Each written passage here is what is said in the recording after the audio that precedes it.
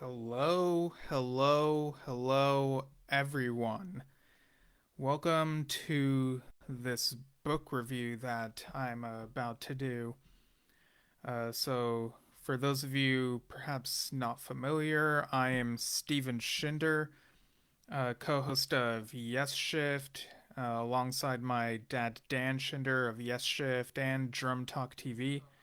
And on this is broadcasting on Drum Talk TV and Yesshift, because I figure, the book I'm talking about is Backstage Pass by Harvey Lee. Comes out this Wednesday, February 14th, and people can go to harvey-lee.com/book, or I guess you could say that Harvey-Lee. It's the link is in the description of this, and you can see all the outlets where you can get this book. That was a really great read. We were sent review uh, PDF copies, and Dad will be interviewing Harvey Lee over on Drum Talk TV on the 21st. That's also a Wednesday. That'll be noon Pacific, 3 p.m. Eastern, 8 p.m. UK time. And that'll be on the Drum Talk TV page. Might share on Yes Shift as well, because as I said, this book is there's not really much Yes connection related stuff to it, but there were a couple of very minor things. And again, I'm gonna keep this review as non-spoiler as possible, but Trevor Horn does make a cameo, a very brief appearance in this book, and you can kind of understand um, why it's so brief within the context of the story once you read it. And there's also a mention of Chris Kimsey, whom I associate with ABWH, that album. He's credited on there. But of course, he's had such a huge career beyond just that. But yeah, I figure this is a book that even our viewers who, whether you follow Yes Shift or follow Drum Talk TV, like even without the huge Yes connections, without huge prog connections, I really enjoyed this book. Harvey Lee is someone I was not familiar with. This book is about two-thirds focused on music, and the last third is about the video game industry. Let me just show you the. I don't know how good this will look on my phone, but this is what the cover looks like. So, Backstage Pass, 50% biz rock and roll, 50% business, 100% true. That's such a great tagline, and I quite like the design of that cover, the art on there. And yeah, so Harvey Lee, born by my count, summer 1968, from what I read in there.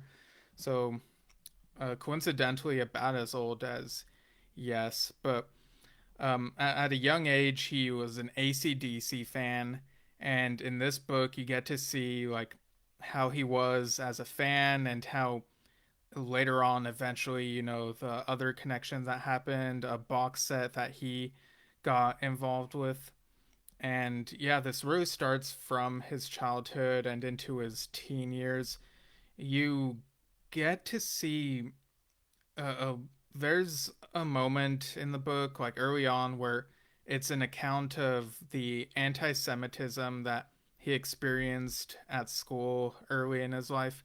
So, reading that and also reading Getty's book not too long ago, it's a reminder of how that has persisted and perhaps, unfortunately, like, I don't know what the numbers are, but there are still like some people who don't think very well, and it's, we all have to be accepting of each other, and we can't just let hatred like that blind people, but yeah, he talks about, getting into music, becoming a fan of music, and he gets involved with these different bands He talks about Herman's Hermits, Troubleshooters, later Small Town Heroes. And again, these are bands that I was not familiar with prior to this. So to me, it really was very suspenseful, like not knowing their history and what the outcome of certain things would be, and being reading it and being on the edge of my seat, being like, oh, are they going to make it or are they going to hit it big? As you hear about these issues that they run into, times when travel related stuff and singles and music video shoots, and how successful is this going to be. So for someone like me who's not as super in tune with the history of all this, it really did feel like it was very suspenseful. It was just such an interesting experience going through this. And now and then in the book, there are mentions of certain bands that would have, members of the bands would have a name dispute. I'm sure that sounds familiar to some of our audience. There would be some legal disputes between band members about who can use the name, and the band name as is, and who would have to put their name in front of the band name, or the band name featuring this person. And that issue, like, I was familiar with that with a couple of bands, but this was more prevalent in various bands than I realized. At least back in the day.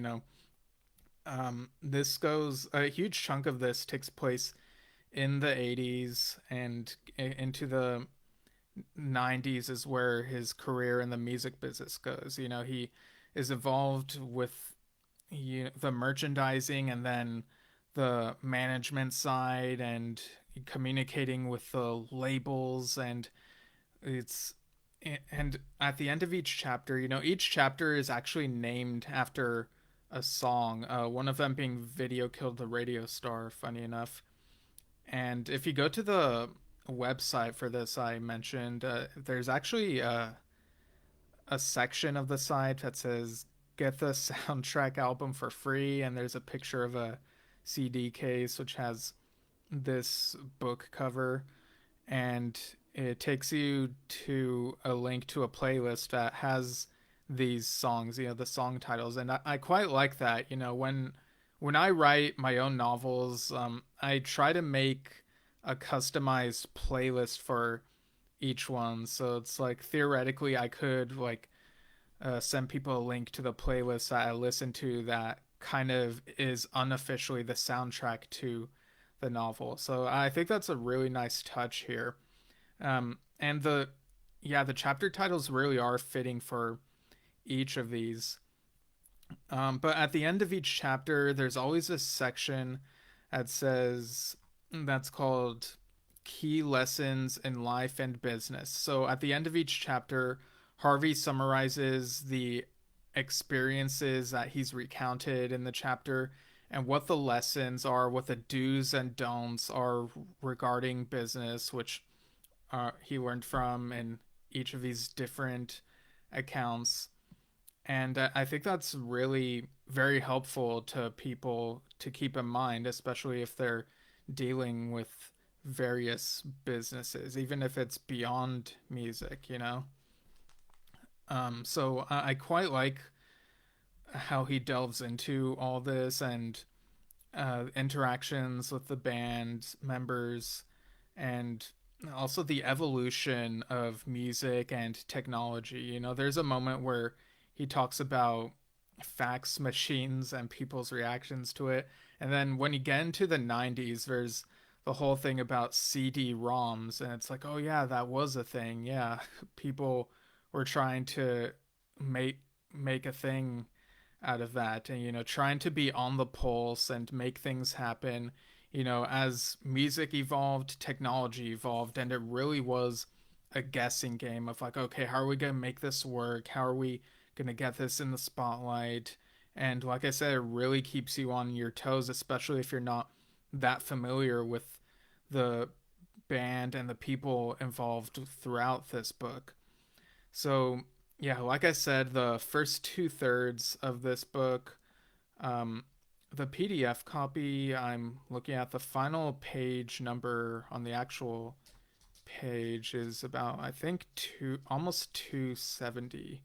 So, uh, yeah, I'm just like scrolling through it real quick.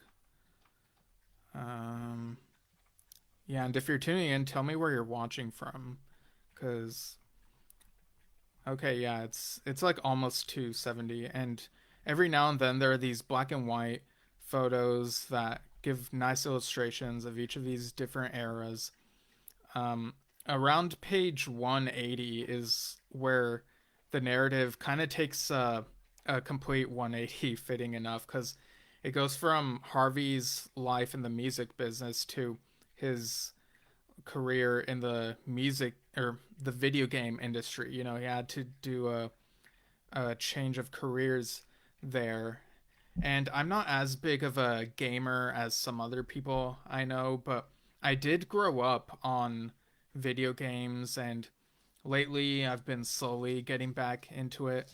So we read about Harvey's involvement in Xbox and the launch of that, and then later on the issues with Xbox 360, which with that I was kind of reminded of, you know, the three red rings, which on the 360 would indicate that uh, there's an error and he won't be able to play. I remember someone like witnessing it firsthand back in the day in the 2000s. You know, someone close to me was uh, like experienced that, seeing the three red rings, and was like gasped because like that's a problem with the console.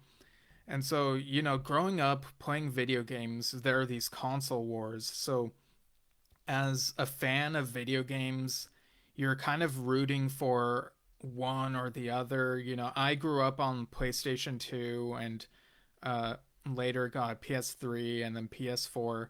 But in this book, you see like the behind the scenes of what the console wars are like. And no matter which console you may or may not have championed back in the day, you can still empathize or sympathize, whichever the correct word is, with the efforts to try to make things work. And, you know, after some kerfuffles happen, trying to do good by the customer and zeroing in on who's the audience, what works best for the audience of these things. And there are also like some familiar titles mentioned. You know, Harvey mentions Brush with a Grand Theft Auto franchise. You know that there was almost a connection there. Which, funny enough, he mentions the numbered games, you know, 1 through 5. When I grew up on video games in the 2000s, I was mainly familiar with the GTA spin-offs, Vice City, you know, watching that being played secondhand, and later playing San Andreas. So, but here in this book, only the numbered ones are mentioned, but it was still funny enough because I actually recently have been playing Grand Theft Auto 5. Yeah, I acquired it 10 years after it came out. I'm like really late to the game, but uh, hey, I've been busy, you know, since college several years ago. I was kind of too busy to play video games that frequently or collect them. So, but every now and then I've slowly gotten some games to play. So it really did fascinate me seeing the whole behind the scenes of the video game stuff. And you'd also get his interactions with coworkers and some stuff in Harvey's personal life and, you know, relationships and whatnot. And he really knows how to incorporate humor whenever it's appropriate. You know, there are some incidents that happen like in the music portion and the video game portion, and you know, he really knows how to keep things humorous. And there are a couple moments here and there where it does have a serious note, you know, if you keep into account the history that parallels some of these events. But yeah, overall, his life, you get to see what it felt for him, bouncing back and forth from UK to US and different careers, and working with music and working with Microsoft. And it's just, yeah. And I get the sense, it's very clear that there's another book to be written, but there's a lot here, and it makes me excited for whatever will come next, whenever that comes out, because this goes up to 2013, if I remember correctly. And so, yeah, I can imagine there's more to tell since then, because you kind of expect it to end a certain way with these types of books. But, in some ways, this book kind of subverted certain expectations in a good way that really kept it fresh, and uh, really kept me interested throughout. And like I said, it gets me interested in whatever Harvey may put out next. So yeah, I highly recommend um, a Backstage Pass. I see a couple of comments. Gary Van Leeuwen, tuning in from Dayton, Ohio. Thanks again. Says, is Harvey familiar with the video game Homeworld? The song was done by Yes. Funny enough, that did cross my mind, because that's I was very aware while reading that, oh yeah, there's a Homeworld video game, and Yes did the song and put it on there.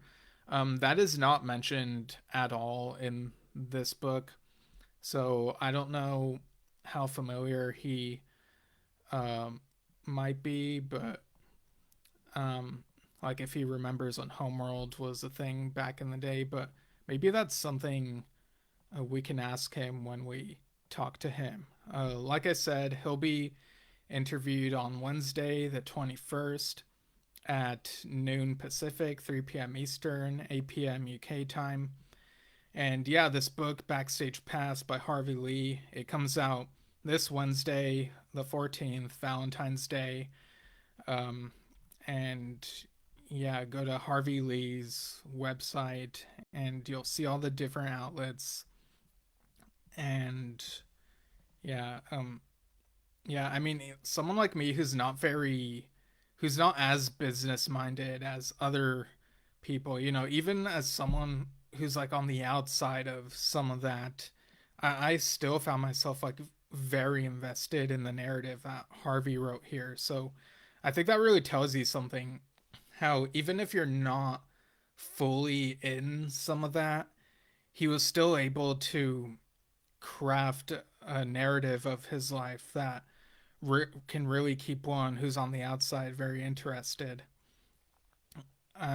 So yeah, keep an eye out for that interview when it comes up. We'll be posting about it, and yeah, and again, I'm really enjoying reading some of these memoirs and autobiographies. I'm actually right now reading Steve Hackett's um, A Genesis in my bed. Happy birthday to Steve Hackett, by the way.